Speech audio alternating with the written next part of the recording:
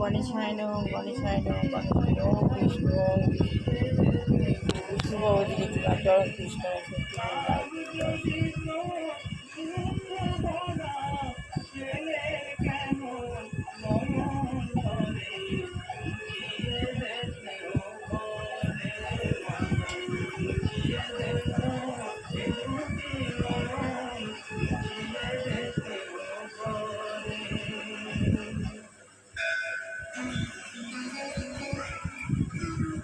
শ্রী জগন্নাথ বসুর সঙ্গে কাজের কথা শুধুমাত্র 98.3 মিউজিকে।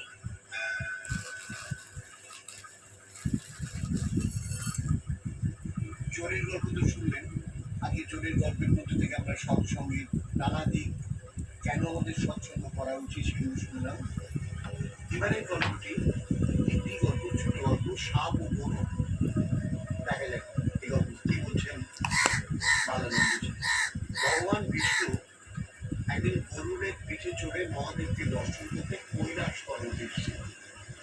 মহাদেবের অঙ্গ ঘিরে যেসব সাপ ছিল তারা গরুরকে দেখে রাগে ফুসফুস করতে লাগলো। তাই দেখে গরু এসে বলল, আনন্দ প্রধান নচ বালন প্রধান। ও বাচ্চারা, তোমাদের ক্ষমতার দৌড় যে কতটা আমার জানা আছে। আমি তোমরা মহাদেবের আশ্রয় আছো তো, খান মাহাত্মের জন্য এখন আমি তোমাদের কোনো ক্ষতি করতে পারবো না। ওম শ্রী গুরুদেবায় নম ওম শ্রী গুরুদেবায় নম ওম শ্রী গুরুদেবায় নম ওম শ্রী গুরুদেবায়। আমার প্রধান যে কতখানি তখন বুঝিয়ে দিল, কোনো দুর্বল লোক গুরুই গীতা, গীতা গুরু, গুরু গীতা, গীতা গুরু। তখন তার সাহস বেড়ে যায়। ওম শ্রী লক্ষ্মী সরস্বতায় নম সরস্বতী দেবায় নম সরস্বতী দেবায় নম পরমেশ্বরের আশ্রয় নিতে ওম পারে, লক্ষ্মী দেবায় নম লক্ষ্মী তাহলে সে দেবায় নম নির্ভয় হয়ে যায়। মায়া তার উপরে কোনো দৌরাত্ম করতে পারে না। মায়াকে তো জোর করে ঠিক করা যাবে না। তাকে জব্দ করবার একমাত্র উপায় হলো আমি ভগবানের শরণাগতি। আত্মজ্ঞান লাভের পন্থা বইটা পড়ছি, কীভাবে আমাদের ভগবানের সঙ্গে আর কিছু কৃষ্ণ ভাবনামৃত হতে হবে। মায়া তার কোন তো ভগবান বলছেন আমাদের দৈনন্দিন অন্নবস্ত্রের জন্য কেন আমরা কৃষ্ণকে বিরক্ত করব। তিনি তো এমনিতেই সেগুলি দিচ্ছেন, ভগবান তো আমাদের এমনিতেই দিচ্ছেন। আমরা কেন ভগবানকে বিরক্ত করব।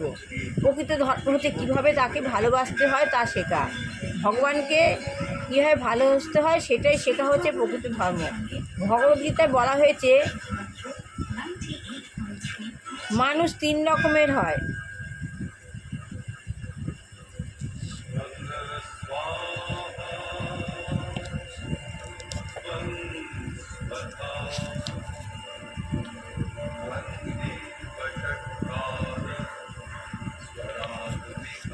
এমনিতেই প্রকৃত ধর্ম হচ্ছে ভগবানকে ভালোবাসতে হয়।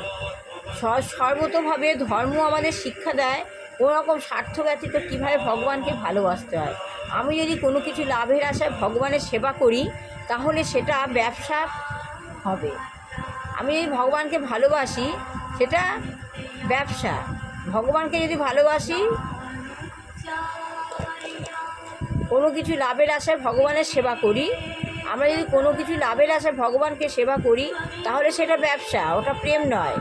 প্রকৃত ভালোবাসা হচ্ছে অহৈতুক প্রতিহত্যা, কোনো জড় কারণে তা প্রতিহত হয় না, কোনো জড় কারণে তা প্রতিহত হয় না, তা অহৈতুকী।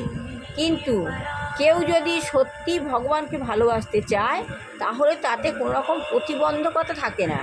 ভালোবাসার মধ্যে কোনো প্রতিবন্ধকতা থাকে না।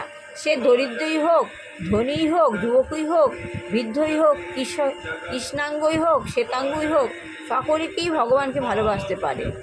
তাই কুমারী নিক্সন বলছেন সবকটি পথই সে একই গন্তব্যে গিয়ে পৌঁছাচ্ছে, সে যাকেই ভালোবাসি না কেন। ভক্ত এবং তাদের সকলেরই লক্ষ্য ভিন্ন, ভক্ত এবং তাদের সকলের লক্ষ্য ভিন্ন ভিন্ন, আলাদা আলাদা। কর্মীরা জড়জাগতিক লাভের আশায় কর্ম করে। কর্মী যারা, তারা জড়জাগতিক আশায়, তার মধ্যে কোনো উদ্দেশ্য থাকছে কর্ম করে। যেমন শহরে বহু মানুষ দিনরাত কঠোর পরিশ্রম করছে এবং তাদের সেই পরিশ্রমের উদ্দেশ্য হচ্ছে কিছু টাকা উপার্জন করা। তারা হচ্ছে সকাম কর্মী, এরা হচ্ছে সকাম কর্মী। জ্ঞানী হচ্ছেন তিনি যিনি ভাবেন আমি কেন এত পরিশ্রম করছি, যে জ্ঞানী সেভাবে আমি কেন এত পরিশ্রম করছি। পশু পক্ষী কীট পতঙ্গ অন্যান্য সমস্ত জীবেরা তো কত বৃত্তি অবলম্বন করে কর্ম করছে, তাই না?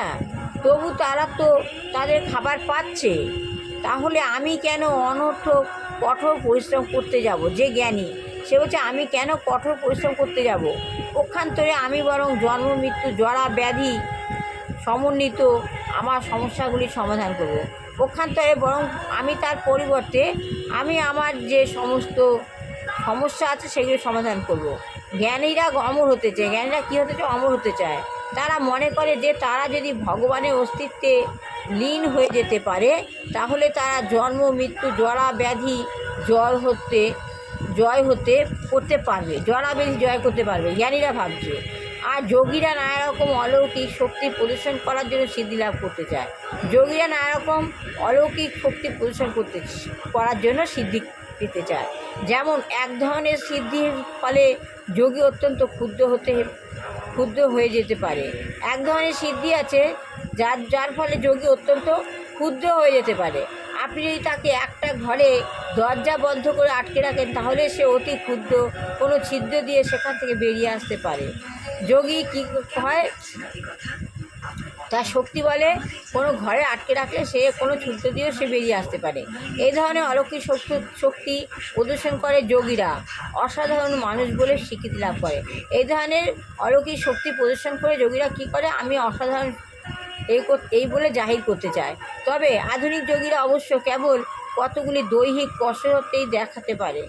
তাহলে আধুনিক যোগীরা কেবল কতগুলো দৈহিক এই শক্তিগুলো দেখাতে পারে, তাদের কোনো রকম সিদ্ধি নেই।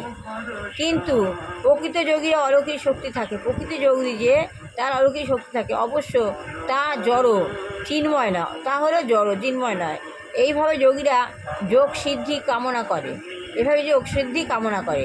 জ্ঞানীরা জড়জগতে দুঃখ দুর্দশা থেকে মুক্তি কামনা করে, আর কর্মীরা জড়জগতে লাভ করতে চায়। কর্মী যে কাজ দেখিয়ে তা জড়জগতে লাভ করতে চায়। কিন্তু ভক্ত নিজের জন্য কিছুই চান না। ভক্ত কি, সে নিজের কিছুই চায় না। তিনি কেবল ভগবানের প্রতি স্বতঃস্ফূর্ত প্রেমে বশবর্তী হয়ে তার সেবা করতে। তিনি খালি যে ভক্ত সে শুধু প্রেমে বশবর্তী হয়ে ভগবানের সেবাই করতে চায়। ঠিক যেমন মা শিশু সন্তানের সেবা করেন, মা যেমন শিশু সন্তানের সেবা করে, তার সন্তানের প্রতি মায়ের যে স্নেহময়ী সেবা, তাতে কোনো লাভের প্রশ্ন নেই। ঠিক শুদ্ধা যে স্নেহের বশবর্তী হয়ে তিনি তার সন্তানের সেবা করেন, ভগবানের প্রতিও ঠিক সেরকম প্রেম থাকে।